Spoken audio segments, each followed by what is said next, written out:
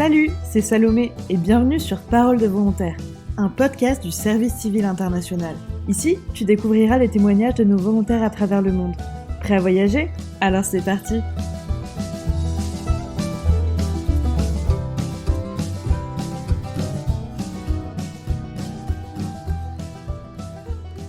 Aujourd'hui, on discute avec Léo, volontaire au Burkina Faso puis au Maroc. Il nous raconte son quotidien, ses rencontres et toutes ses aventures. Bonjour Léo. Bonjour Salomé. Et bienvenue dans Parole de volontaire. Alors, est-ce que tu pourrais commencer par te présenter, s'il te plaît? Je suis Léo, j'ai 24 ans et j'habite dans le Limousin, le trou du cul du monde. Je suis parti avec le SCI sur 2 missions de volontariat. Voilà, je crois que c'est de ça dont on va parler. Ouais, tout à fait. Est-ce que tu pourrais me dire ce qu'étaient tes 2 missions? Ouais, en gros la première mission, je suis parti avec une autre volontaire au Burkina Faso. On était censé passer dans plusieurs structures associatives où il y avait des manquements en termes de moyens, surtout humains. Donc on a commencé par bosser dans une bibliothèque solidaire, plus ou moins, avec un cybercafé. Et après, moi je suis parti bosser dans un orphelinat avec des nourrissons.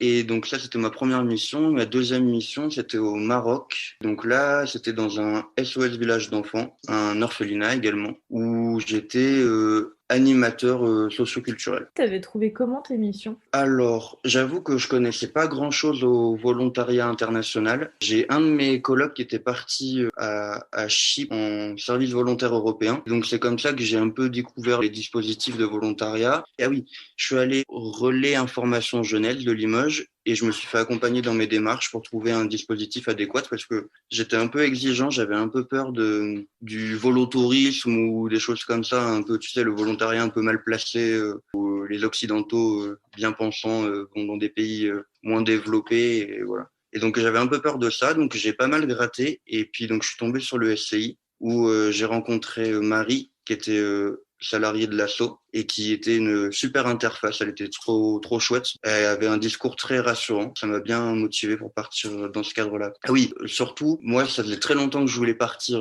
en Afrique depuis que je suis tout petit, mais je suis pas très courageux, donc je suis pas capable de prendre mon sac à dos et de le faire. Et donc le volontariat, c'était l'occasion pour moi de voyager tout en étant dans un cadre particulier et structuré, quoi. C'était la première fois que tu voyageais? Hors continent européen, ouais, et sur une si longue durée, ouais. Après, sinon, depuis petit, je voyage. J'ai voyagé avec mes parents, après plus tard avec des amis, etc. Mais là, sur un autre continent, c'était la première fois. Et puis, sur une temporalité comme celle-ci, c'était également la première fois, quoi. D'accord, donc tu connaissais pas du tout le pays avant d'y arriver. J'y étais jamais allé, mais mon idée de départ, c'était déjà de partir au Burkina Faso ou au Sénégal, parce que mes rencontres avaient fait que j'étais assez attiré par ces deux pays. Avec un peu de chance, un peu de réussite, j'ai pu partir au Burkina. T'as dit t'avais un petit peu peur. La première fois de partir, qu'est-ce que t'appréhendais? Être seul, oui, déjà, voyager seul, moi, ça m'intéressait peu parce que je pense que ça se partage. Donc déjà, partir avec une autre volontaire, c'était chouette. Et puis non, mais je sais pas, c'est que l'Afrique, enfin, tu vois, on connaît un peu son instabilité et tout. Et partir tout seul, moi, ça me rassurait pas. Puis la région du Burkina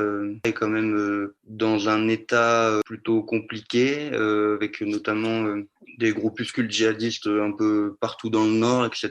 Donc le contexte faisait que partir tout seul, franchement, je l'aurais pas fait. Clairement, s'il n'y avait pas une autre volontaire ou un autre volontaire avec moi, je l'aurais pas fait. Ok. Une fois que t'es arrivé sur place, est-ce que t'as senti un choc culturel? Ouais, carrément. Parce que tu t'as beau te préparer, etc., t'as beau avoir des notions d'interculturalité, t'as beau appréhender la chose en amont, une fois que t'es sur place, c'est toujours différent. Et rien que le moment où t'arrives tu sors de l'aéroport de Ouagadougou, il est 23 heures, il fait un temps super moite, l'éclairage n'est pas le même, tout ça, donc direct t'es mis dans le bain et tu sais que l'expérience sera particulière, quoi. Ça doit être assez impressionnant. Ça t'a pas fait un peu peur? Ah non, au contraire. Pour le coup, par contre, au contraire, c'est ce que j'étais venu chercher, hein. J'étais vraiment venu chercher l'autre avec un grand A et l'ailleurs avec un grand A et j'étais venu déjà me mettre dans une situation d'inconfort et Mhm. puis de rencontre, voilà. Donc sur place, vous étiez les seuls étrangers ou il y en avait d'autres avec vous? On était deux et après, quand on est arrivé donc dans notre petite ville qui s'appelait Diebougou, qui est à 6 heures de Ouagadougou, la capitale, on était clairement les deux seuls tout babou, quoi. Coucou, c'est la Salomé du montage et je viens vous expliquer ce que veut dire le mot toubabou. Toubabou, c'est un terme utilisé en Afrique de l'Ouest pour désigner toute personne à la peau blanche, quelle que soit sa nationalité. Ce mot fait donc généralement référence aux Européens. Voilà, maintenant vous savez tout. Mais ce qui était très chouette, mais du coup, c'est intéressant, c'est un peu le regard inversé de ce que peuvent connaître certaines minorités chez nous, où là, c'est toi qui as observé, hein, clairement, plus que toi tu observes, tu es bien plus observé, et tu sors dans la rue, c'est des enfants qui te courent après en disant tout babou, voilà, ils n'ont pas l'habitude, mais c'est un petit miroir intéressant. Tu t'es senti comment quand justement t'avais les gamins qui te couraient après? Au début, tu te dis, c'est un peu rigolo, c'est un peu cocasse comme situation, etc. Tu as l'impression de faire le tour de France, on se déplaçait en vélo, donc les enfants se mettaient autour de nous, applaudissaient, criaient, etc. C'est un peu rigolo. Après, au bout d'un moment, ça devient un peu lourd. Désolé du terme, mais t'es un peu un animal de foire aussi. Après, c'est normal, hein. Ouais. Et puis après, petit à petit, tu t'y fais, et puis tu reprends du recul sur la chose, et puis voilà. Est-ce que tu pourrais me raconter ce que tu faisais au Burkina? On était animateur dans une bibliothèque cybercafé ouverte à tout le monde et notamment c'est beaucoup de collégiens, lycéens qui venaient parce qu'ils n'ont pas forcément les infrastructures pour réviser, notamment de la lumière. Le soir, ils venaient par exemple à la bibliothèque se mettre sous des néons pour profiter de la lumière. Il y a aussi des jeunes qui passaient juste pour faire des jeux de société, juste pour parler. Il y avait pas mal de petits qui venaient, donc on essayait de faire des jeux avec eux, mais étant donné que cette bibliothèque reposait que sur des dons et que la qualité des dons est souvent médiocre. Souvent, ce qu'on envoie là-bas, c'est des jeux incomplets, des jeux qui ne sont pas du tout accessibles, qui sont difficilement compréhensibles quand c'était pas français, parce que c'est des règles compliquées en français, même s'ils parlent pour la plupart français, c'est pas leur langue d'origine, donc voilà. On a fait ça un mois et après, Juliette est restée au cybercafé et à la bibliothèque et moi je suis parti à l'orphelinat où donc là c'était avec des nourrissons, il y avait je sais pas 9 ou 10 nourrissons entre 6 mois et on va dire 3 ans. Alors au début j'étais vraiment pas super enchanté, hein. J'étais pas venu au Burkina pour changer des couches, mais finalement c'était trop chouette parce que déjà le rapport à l'enfant est différent. Et puis parce que je me suis retrouvé dans une sphère que de femmes, alors que jusqu'à présent, on fréquentait que des hommes, parce que les gens que tu fréquentes, c'est dans les maquis, dans les bars, etc. Et que dans les bars et les maquis, c'est surtout les hommes. Donc c'était cool d'avoir des moments de partage avec des femmes, et puis partager des moments de quotidien, la lessive à la main, la bouffe locale. Voilà, donc c'était finalement trop chouette, vraiment surprenant. Tu me dis que tu as eu deux expériences avec les hommes et les femmes. Est-ce que tu as eu l'impression que le rapport que tu entretenais avec chacun d'eux était différent? Clairement, t'as pas les mêmes discussions, tu vois un peu l'envers du décor aussi. Alors même si bien sûr on s'aventurait pas dans des sujets sociétaux ou quoi, on partageait surtout le travail et le quotidien, mais c'était ouais, c'était différent. T'avais déjà changé des couches, des choses comme ça, ou t'as vraiment découvert là-bas? Parce que moi, perso, on me dit occupe-toi d'un bébé, j'y connais rien, j'ai super peur. J'avais des bases, on va dire. J'avais des bases, mais c'est pas quelque chose que je fais que je fais souvent. Et puis finalement, alors oui, tu vois que c'est vraiment des bébés, donc c'est vraiment fragile. Tu fais attention, mais tu te rends compte aussi que ils sont beaucoup moins protégés que nous, on peut le faire dans les pays occidentaux.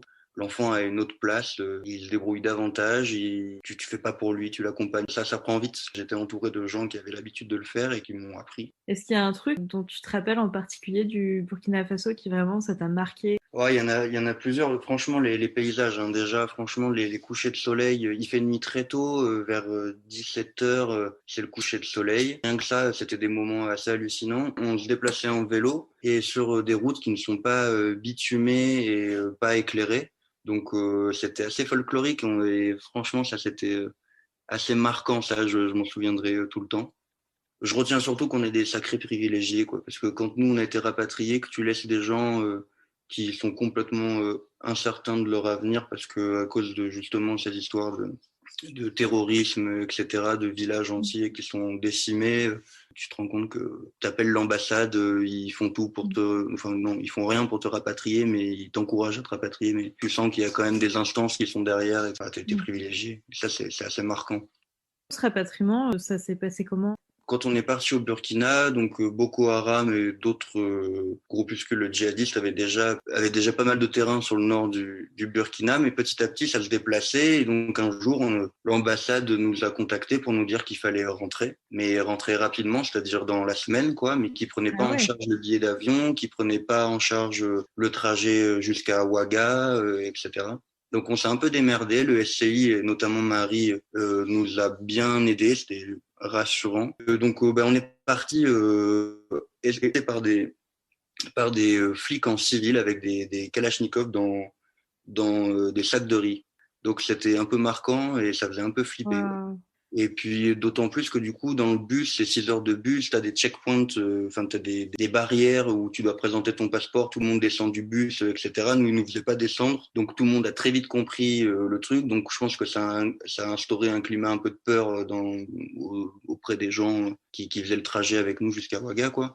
Donc là, c'était pas le moment le plus, c'était un peu malaisant et puis voilà, t'étais pas sûr. En soi, je pense qu'il n'y avait pas énormément de risques, mais bon, c'était des mesures de précaution, quoi. Tant mieux, ils les ont prises, nous, on va pas s'en plaindre, quoi. Voilà, mais on savait en partant, hein, on savait que c'était le risque, hein, on savait qu'on serait peut-être à même de se faire rapatrier. On pensait pas aussi rapidement. Pour te dire, on avait organisé une grosse fête chez nous qui était censée être notre crémaillère et qui s'est transformée en fête de départ, en fait. Ah oui, en effet, ouais, c'est Voilà, gros tu vois. changement, quoi. Ouais, ouais, tu vois. Et ça n'a pas été trop dur du coup, parce que j'imagine que quand tu... Bon, après, vous êtes resté que 2 mois, mais bon, c'est un gros changement de rentrer en France et en plus, c'était assez soudain. Ouais, c'était un peu dur, surtout que tu arrives à Paris, il pleut, tout le monde est moche et tout le monde est fade. Tu te retrouves dans le métro, c'est l'hiver. Non, franchement, ça faisait pas plaisir. Après, encore une fois, le SCI a bien géré. Enfin, on était en lien avec Joëlle, qui est une ancienne salariée aussi du Ouais. SCI. Quand elle a appris qu'on était rapatriés, elle est venue nous chercher à l'aéroport, elle nous a hébergés chez elle. Donc on a pu parler de notre voyage, de tout ça, de la situation. On a pu Mm. avoir un temps d'échange qui était super intéressant avec quelqu'un qui connaît et qui connaît les gens avec qui on était sur place. Donc, Ouais, et c'est puis ça nous a agréable. permis de passer un dernier moment avec Juliette avant de repartir de notre côté et de préparer pour ma part ma nouvelle mission, quoi. T'es rentré et t'es reparti quasiment directement? Ouais, je crois 3 semaines après, je crois, un Wow. truc comme le Et, temps de gérer les bails de contrat et puis trouver un billet d'avion et partir. et donc, t'es reparti. Et du coup, je suis reparti. Je suis arrivé le 28 décembre, donc je suis arrivé au moment de la nouvelle année et tout. C'était chouette. Ouais, c'était le bon moment pour arriver. Cette deuxième mission, donc dans un village, un SOS village, donc c'est un lieu où donc des enfants orphelins sont accueillis, enfin hébergés. Il y a des mères d'accueil. Ils sont répartis dans différentes habitations, mais qui sont regroupés sur le même lieu. Et nous, les volontaires, on est en charge de l'animation socioculturelle et des lettres de parrainage, voilà, enfin des relations entre les enfants et les parrains. C'était chouette. Donc j'ai rejoint quand je suis arrivé, il y avait encore 2 autres volontaires françaises qui étaient sur place et qui sont partis 1 ou 2 mois après que j'arrive parce que c'était la fin de leur mission. T'étais où exactement du coup? Et j'étais à El Jadida, D'accord. vers Casablanca, sur la côte. Bien sûr, c'était pas le même modèle, hein, en termes de dépaysement. Après le Burkina, bah, c'était un peu moins flagrant. Mais pour le coup, j'habitais donc sur mon lieu de travail au sein du SOS Village et je vivais en colocation donc avec des locaux, des Marocains. Mhm. Et ça, c'était quand même super chouette. J'ai vécu avec 4 personnes différentes et ça m'a permis donc 4 hommes hein, pour le coup. Donc, mais ça m'a permis d'avoir un panel quand même, un échantillon de personnes et c'était assez intéressant. Ouais, t'as tous les moments informels en fait de la vie de tous Ouais. les jours avec eux, quoi. Exactement. Et puis et du coup, t'apprends beaucoup plus d'eux, leur culture, etc. T'as beaucoup plus d'échanges sur ces moments-là que sur le moment de travail. Donc vraiment, j'ai été chanceux. Enfin, c'était cool, ouais. Et puis j'avais des colocs super, des gens qui sont bienveillants et courageux. Et c'était tes collègues aussi ou c'était juste vraiment tes Ouais. colocs? Non, c'était mes collègues, ouais. Au début, j'étais donc avec l'éducateur du SOS Village et l'agent d'entretien. Et puis, ces 2 personnes-là se sont vues licenciées, il me semble. Donc après, j'ai eu 2 autres colocs qui étaient le veilleur de nuit et le nouvel éducateur. Et tu faisais quoi? Ta journée type un peu, ça se passait comment? Ce volontariat, il se découpe en deux parties, l'avant-confinement et pendant le confinement. L'avant-confinement, on établissait un programme d'activités en dehors de l'école et d'aide aux devoirs. Donc, on participait à des activités socio-culturelles. Ça pouvait être du sport, du théâtre, voilà, ou faire les devoirs, etc. Donc ça, on avait des activités réparties tout au long de la semaine. Et puis, les lettres de parrainage qui nous prenaient pas mal de temps. Donc, on passait pas mal de temps avec les enfants pour les questionner sur ce qu'ils aimaient dans la vie, ce qu'ils n'aimaient pas, ce qu'ils veulent faire, comment ça se passe à l'école, etc. pour après pouvoir rédiger des lettres numériques aux parrains et faire des campagnes vidéo et tout aussi. Et donc tes deux missions, c'était en rapport avec les enfants. Est-ce que c'était quelque chose que tu voulais? En soi, le Burkina, au départ, c'était pas tellement l'idée. L'idée, c'était plus développement local, appui associatif, etc. Et puis, au final, oui, je me suis retrouvé avec des enfants. Mais moi, ça me va. Enfin, moi, je suis du milieu, du coup, de l'animation socio-culturelle. Enfin, j'ai fait des études là-dedans. J'ai mon BAFA, l'équivalent du BAFD.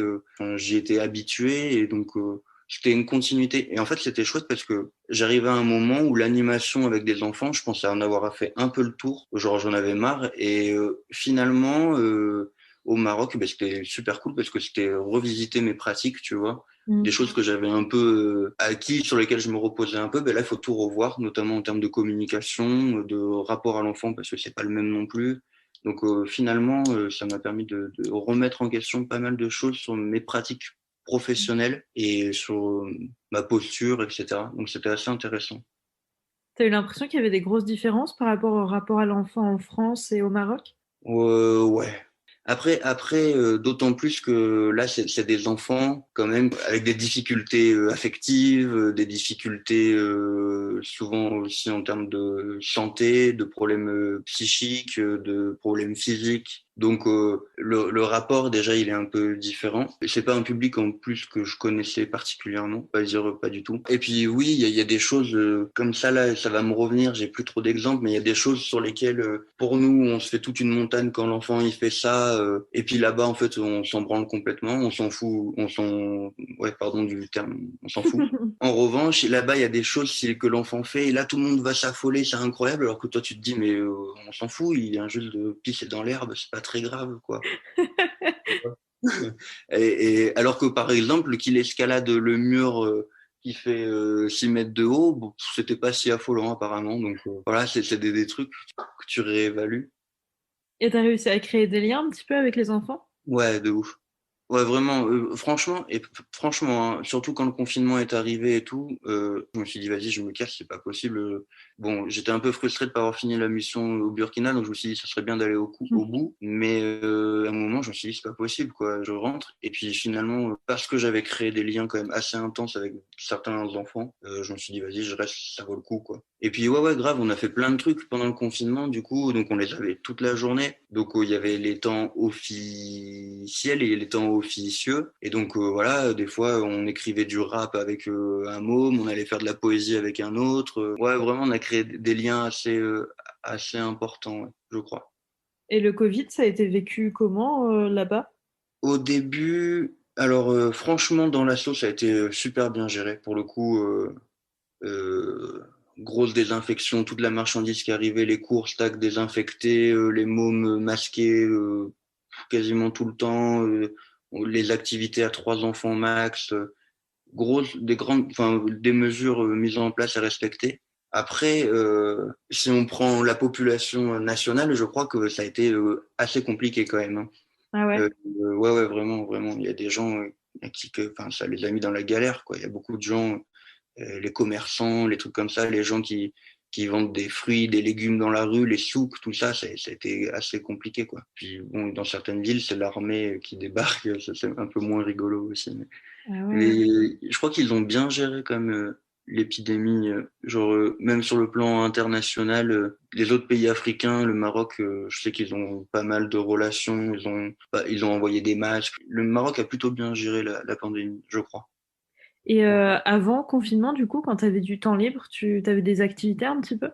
Et on a voyagé un peu, pas autant que je l'aurais voulu, il y a plein de trucs que j'ai pas fait, mais on a voyagé un petit peu avec les deux autres volontaires. Puis j'ai rejoint de temps en temps sur des week-ends mes colocs dans leur famille, donc ça m'a permis de rentrer chez des familles aussi. Et puis de voir aussi la campagne, de connaître un peu les gens de la campagne, parce que El Jadida, ça reste une ville, c'est une ville un peu balnéaire, un peu, tu vois.